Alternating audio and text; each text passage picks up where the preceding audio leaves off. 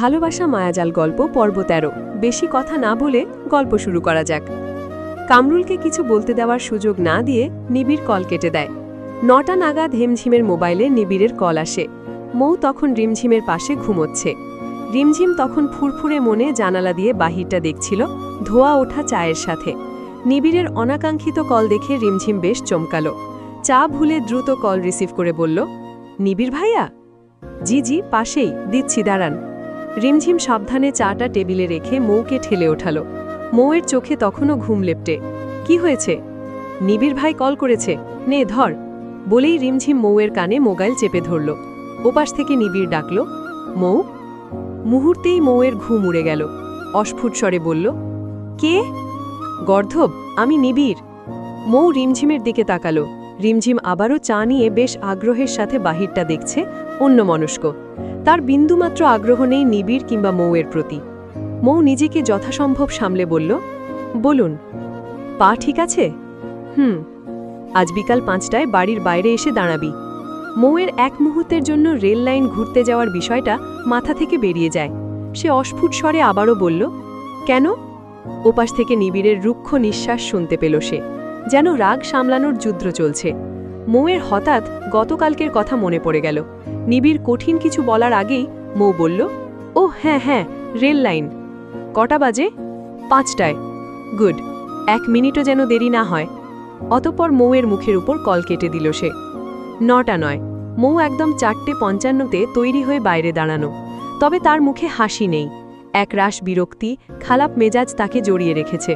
ওই যে বলে না, অতিরিক্ত পরিকল্পনা আমাদের স্বাস্থ্য মনের জন্য ক্ষতিকর। তার মনের ভেতর যত ঘুরে বেড়ানোর পরিকল্পনা ছিল, তার সব ভেস্তে গিয়েছে। ভেস্তে দিয়েছে তাও ৪ ফুট ২ ইঞ্চির এশা। ইদানিং অমিতাভের বলিউড সিনেমা ভূতনাথ দেখেছে।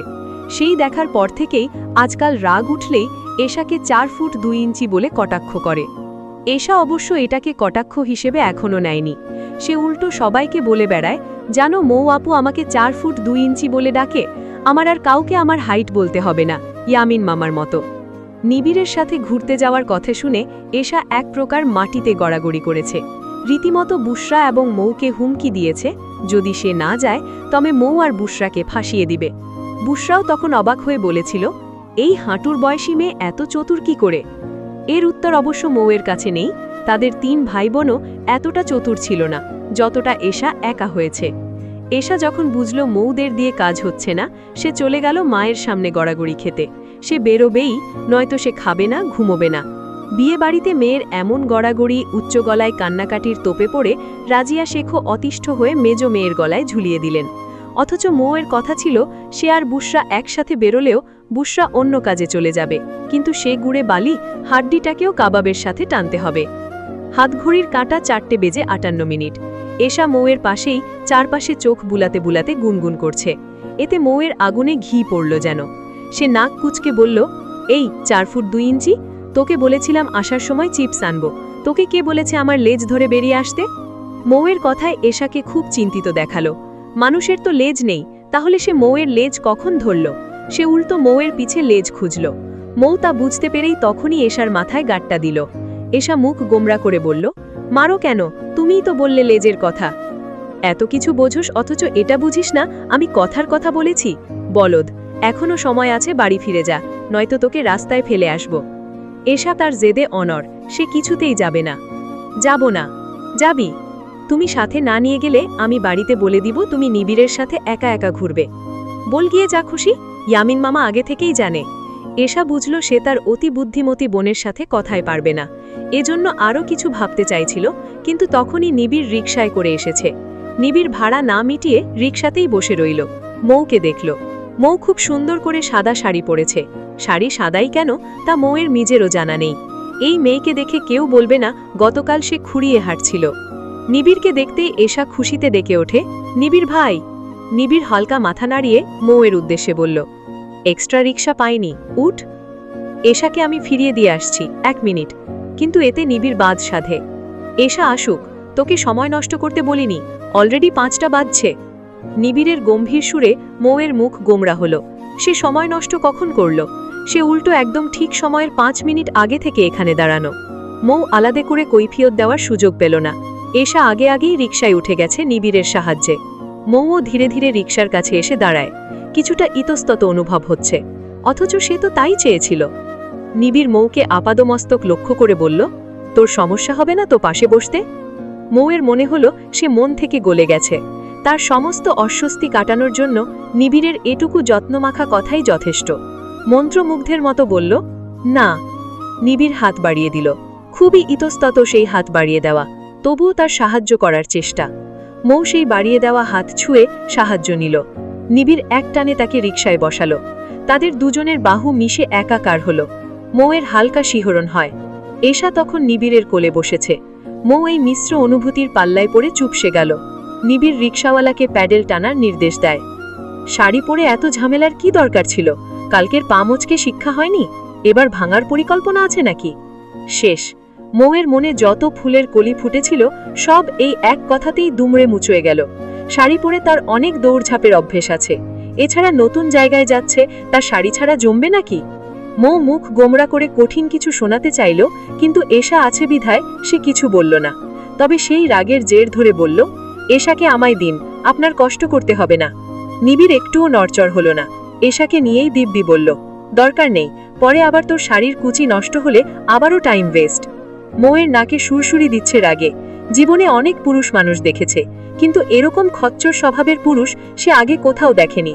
মানুষ অন্তত একটু সুন্দর করে কথা বলতে পারে, কিন্তু এই লোক কখনো নরম সুরে কথা বলেছে কিনা সন্দেহ। এই ভালো, আবার এই কখনো খারাপ। মোট কথা অনুভূতিকে একদম ছিন্ন ভিন্ন করে দেয়। ভাঙা রাস্তা আসতে বেশি সময় লাগলো না। রিকশার ঝাঁকুনিতে সম্ভবত মৌ পড়েই যেত, কিন্তু নিবিড় একাই দুজনকে আগলে রেখেছে। মৌকে সাবধান করে বলল, শক্ত করে ধরে বস। নিবিড় এটুকু যত্নে আবারও মৌ গলে গেল। মৌ দেখল নিবিড় কি নিখুঁতভাবে দুজনকে আগলে রেখেছে। এশারও একদমই নড়চড় নেই, পড়ে যাওয়ার ভয়ই নেই। কিছু মানুষ আছে যারা শুকনো কথাই বলতে জানে, কিন্তু তাদের কথার দম নেই। নিবিড় সব সময়ই কথাই নয়, কাজে বড় একজন মানুষ। এই যে নিবিড় মৌয়ের দিকে তাকাচ্ছে না, আর মৌ, সে তো চোখ ফেরাতেই পারছে না। কে বলবে কিছুক্ষণ আগেও এই মানুষটার তিক্ত কথায় সে প্রচণ্ড রেগেছিল? তাদের পৌঁছতে 15 মিনিট লাগলো। ভাড়া মিটিয়ে নিবিড় মৌয়ের দিকে তাকালো। নিবিড় আজ তেমন কিছুই পরেনি, শুধু একটা কালো শার্ট গায়ে জড়িয়েই চলে এসেছে। ক্লান্ত মুখে কোনো আয়োজন নেই। নির্ঘাত ট্রেনিং সেরে কোনো রকমে ইউনিফর্ম বদলে সোজা এখানে এসেছে। মৌ অবশ্য নেভি অফিসারদের এত নিয়ম নীতি জানে না।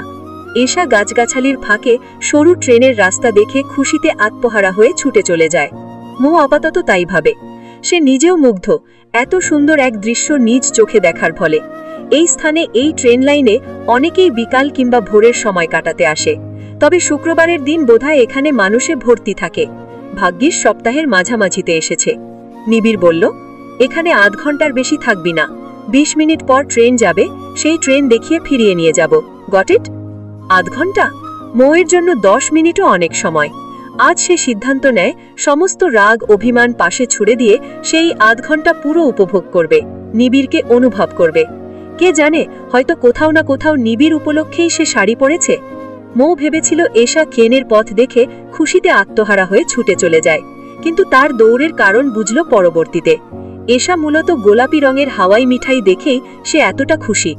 মৌ এশাকে চুপ করতে চেয়েও বিশেষ সুবিধা হলো না। নিবিড় এবারও এশাকে বাধা দিল না। নিবিড় টাকা দিয়ে বলল, 2 দিন। 2 কেন? একটাই। নিবিড় মৌয়ের দিকে তাকিয়ে বলল, তোর জন্যও একটা। মৌ অবাক হয়ে বলল, আমি কেন? আমি কি বাচ্চা নাকি? তুইও বাচ্চা, শুধু হাতে পায়েই একটু বড় হয়েছিস, দ্যাটস ইট। এশা মূলত গোলাপি রঙের হাওয়াই মিঠাই দেখেই সে এতটা খুশি। মৌ এশাকে চুপ করতে চেয়েও বিশেষ সুবিধা হলো না। নিবিড় এবারও এশাকে বাধা দিল না। নিবিড় টাকা দিয়ে বলল, 2 দিন। 2 কেন? একটাই। নিবিড় মৌয়ের দিকে তাকিয়ে বলল, তোর জন্যও একটা। মৌ অবাক হয়ে বলল, আমি কেন? আমি কি বাচ্চা নাকি? তুইও বাচ্চা, শুধু হাতে পায়েই একটু বড় হয়েছিস, দ্যাটস ইট। হাওয়াই মিঠাইয়ের সাথে রেল লাইন ধরে হাঁটার অভিজ্ঞতা মৌয়ের এবার প্রথম হয়েছে। তার তো ইচ্ছে করছে লাইনের ওপর দিয়ে হাঁটতে, কিন্তু শাড়ি নিয়ে এবং পায়ের তাজা ব্যথা নিয়ে তা সম্ভব নয়। তবে সেই নিয়ে তার আফসোস নেই। সে তো দিব্যি বিকালের শীতল বাতাস ছুঁয়ে নিবিড়কে দেখছে। নিবিড় তার থেকে কয়েক ধাপ এগিয়ে আছে, শুধু সে ধীরে সুস্থে পাথর দেখে হাঁটছে। এশা নিবিড়ের হাত ধরে রেল লাইন ধরে হাঁটছে আর খিলখিল করে হাঁটছে। হাসছে। এশার বেলায় নিবিড়ের ধৈর্য বেশ প্রশংসনীয়, নয়তো নিবিড়ের যা মেজাজ, এশার বায়নাতে নির্ঘাত তুলে আছাড় দিত। আশ্চর্যের ব্যাপার হচ্ছে তেমন কিছুই হচ্ছে না, উল্টো নিবিড় তাকে প্রশ্রয় দিয়ে যাচ্ছে। এশার প্রতি কেন যেন তার একটু ঈর্ষা অনুভব হলো। আচ্ছা, এশাকে নিবিড়ের দেওয়া 1% প্রশ্রয় সে পেলে কি করত? নিবিড়ও কি তাকে হাত ধরে রেললাইন ধরে হাঁটতে সাহায্য করত? সেও কি খিলখিল করে হাসত? কিন্তু কেন যেন এই দৃশ্য তার কল্পনায় এলো না। কল্পনায় এলো অন্যরকম কিছু। কল্পনায় সে নিবিড়কে তার আবদারের কথা বলতেই মনে হলো নিবিড় আবার তাকে বকে মুখ ভতা করে দিয়েছে। ভালোই হয়েছে, বাস্তবে কিছু বলেনি। তার ইচ্ছেও হয়নি রেললাইন ধরে হাঁটার। সে মানুষ হিসাবে ছোট হলেও মাঝে মধ্যে মান সম্মানেরও খুব চিন্তা হয়। নিবিড় তাকে ঘুরতে নিয়ে এসেছে, হাওয়াই মিঠাই কিনে দিয়েছে, এও তো অষ্টম আশ্চর্যের থেকে কম কিছু নয়। আপু, তুমি এত ঢিলেমি করে খাচ্ছ কেন? হাওয়াই মিঠাই তো তোমার নাকের মতো বোচা হয়ে যাচ্ছে। মৌয়ের গা জ্বলে উঠল এশার তেড়া কথায়। তাদের হাঁটা আপাতত শেষ, মৌও থেমে গেল। তুমি না খেতে পারলে আমাকে দাও, আমারটা অনেক আগেই শেষ। এশা নিষেধ করেছে এই ধরনের কথাবার্তা বলতে, সুন্দর করে কথা বলতে শিখায়নি। এশা মৌয়ের রাগ দেখে দমে গেল। সে নিবিড়ের কাছে বিচার দেওয়ার চেষ্টা চালালো। ভাইয়া দেখেছো, আপা আবার আমাকে বকছে, সব সময় বকে। এশার বিচারে নিবিড়ের মধ্যে কোনো প্রতিক্রিয়া হলো কিনা বোঝা গেল না। মৌ অন্যদিকে ফিরে দ্রুত বাকি হাওয়াই মিঠাইটুকু মুখে পুরে নিল। এর মাঝে হঠাৎ ফোনের ক্যামেরা ক্লিকের শব্দ শোনা গেল। মৌ তড়িৎ পেছনে ফিরে দেখল নিবিড় তার পিঠমুখী আঁকা বাঁকা সামনের ট্রেন লাইনের ছবি তুলছে। এশা তখন পাথর কুড়াতে ব্যস্ত। সে নিমিষেই ভুলে গিয়েছে নিবিড়কে সে বিচার দিয়েছিল। মৌ দীর্ঘশ্বাস ফেলল, অথচ সে বোকার মতো ভেবেছিল বোধহয় নিবিড় তার ছবি তুলেছে। এই অকেজো ভাবনা মৌয়ের মতো ভদ্রমের মাথায় উকি দিয়েছে জানলে নিবিড় নিজেই হয়তো কপাল অস্বাভাবিক কুচকে তার দিকে তাকাবে। কি লজ্জার! ট্রেন আসতে বেশি সময় নেই, এই জন্য নিবিড় আগেই দুই বোনকে ট্রেন লাইন থেকে কিছুটা দূরত্বে সরিয়ে নিয়েছে। এর মাঝে এশা আবারও অস্ফুট স্বরে চেঁচালো। সে দূরে লেস ফিতা দেখতে পেয়েছে। লেস ফিতাও নিজের পণ্য বিক্রির লোভে এদিকে এলো। এশা মৌয়ের হাত না ধরে উল্টো নিবিড়ের ডান হাত ধরে ঝুলছে। মৌয়ের এতে বেশ বিরক্ত লাগলো। সে নিজেই এশার হাত ছুটিয়ে নিল নিবিড়ের থেকে। যা লাগবে আমাকে বল, ওনাকে বিরক্ত করছিস কেন? লেস ফিতা ততক্ষণে তার জাদুর বাক্স খুলে বসে আছে। মৌয়ের কথাতে নিবিড় ভ্রু কুচকালেও কিছু বলল না। এশা তাই করলো, আবদার করলো টিপ আর খেলনার। আরো কিছু কিনতে চাইলেও মৌ কিনতে দিল না। কিন্তু টাকা দেওয়ার সময় দেখা গেল নিবিড় টাকা দিতে দিল না। কি আশ্চর্য! নিবিড় এমন করছে কেন? আমি তো কিনে দিচ্ছি, আমার মেয়ে লিগো আছে মৌ, আমি থাকতে একটা হাঁটুর বয়সী মেয়ে কেন টাকা দিবে? দূরে সরে দাঁড়া। মৌয়ের বেশ রাগ হলো। সে উল্টো ভাবতে লাগলো সে কিভাবে নিবিড়ের এই টাকা শোধ করবে। ভাবনার মাঝে নিবিড় ডাকলো তাকে। মৌ, সাদা চুড়িটা হাতে দিয়ে দেখো তো মাপে হয় কিনা।